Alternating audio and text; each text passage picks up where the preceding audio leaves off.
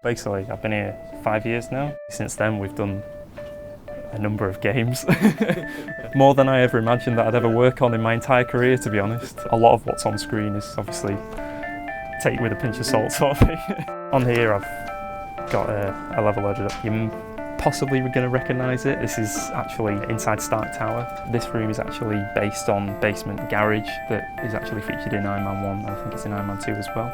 But that's obviously in a different building in those films, but because it's such a cool room and there's so many cool gadgets and robots and loads of cool sports cars, again, we couldn't not have it in the game.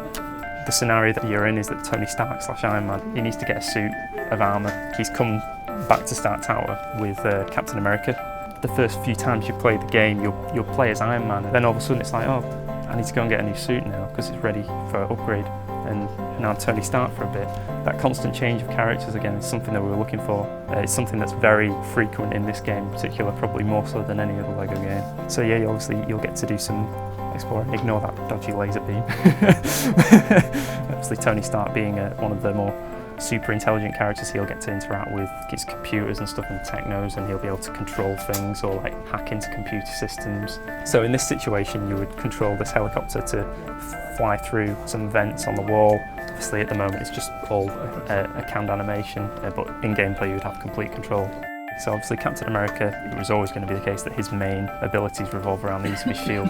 We considered giving him a gun, but it just doesn't feel right. Obviously in the film in the 40s, you see him using a gun, but as a superhero from the comics and what we see him do in the Avengers, it had to all revolve around the use of his shield. He was probably one of the more challenging characters to make him feel really sort of powerful and cool. So I'll just quickly show you. He's going to be able to throw his shield, target various blow-ups. One of his functional practical abilities for sort of puzzles is that he can throw his shield into these plugs.